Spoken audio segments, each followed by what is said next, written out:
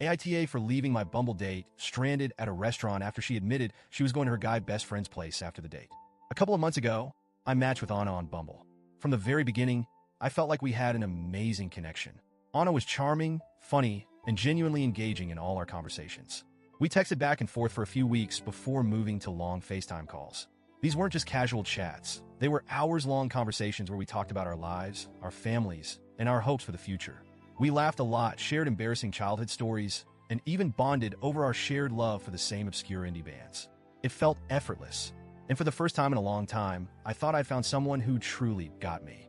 After a few weeks of texting and calling, we finally decided to meet in person. I was excited but nervous. I wanted to make a good impression, so I suggested we go to this nice restaurant I've been wanting to try. It was a bit out of the way for both of us, but I thought it would be worth it. When I mentioned it to Anna, she seemed genuinely excited. She also asked if I could pick her up and, after the date, drop her off at her best friend's place because they had a movie night planned.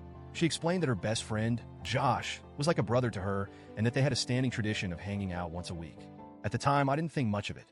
I've had female friends who were just friends, so who was I to judge? The night of the date, I picked Anna up, and she looked absolutely stunning.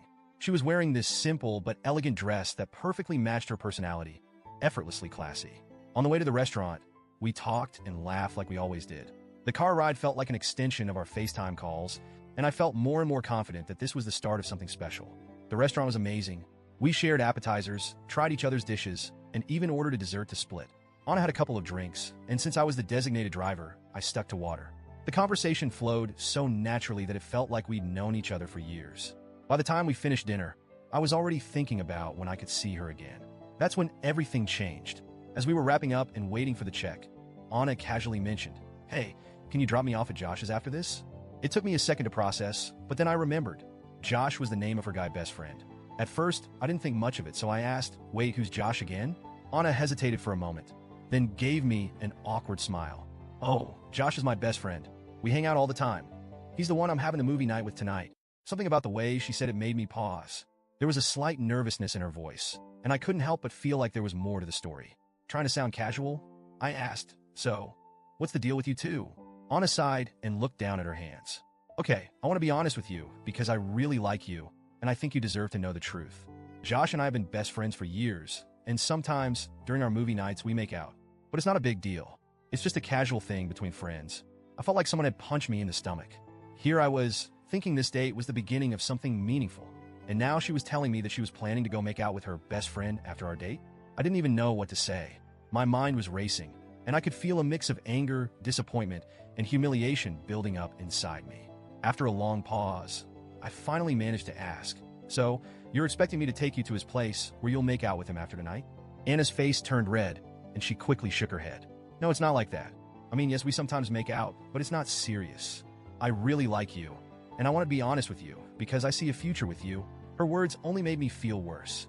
How was I supposed to believe that she was serious about me when she was still entangled in whatever this was with Josh?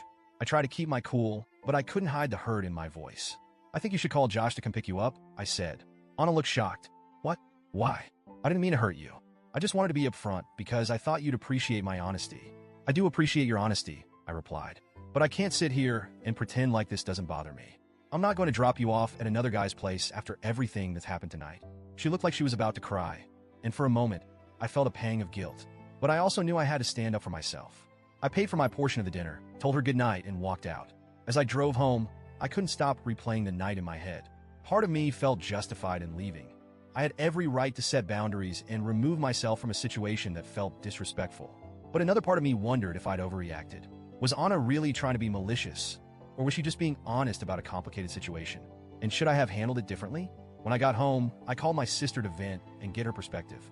My sister is usually my voice of reason, but this time, she surprised me. She said I was in the wrong. "You shouldn't have left her stranded," she said, "especially after she was being upfront and honest with you. That's not how you treat someone you care about." I tried to explain my side. How could I be expected to wine and dine someone, only to turn around and play chauffeur to the guy she's clearly still tangled up with? It felt like a slap in the face. My sister sighed. "I get why you're upset, but you could have at least waited with her or helped her arrange a ride home. Walking out like that wasn't fair."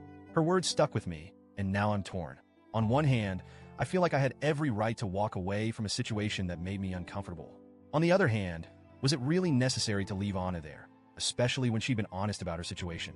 I keep replaying the night in my head, wondering if I overreacted or if this was just a hard lesson for both of us. So, Reddit, AITA for leaving Anna at the restaurant after what she told me? Or was I justified in walking away from something that felt wrong?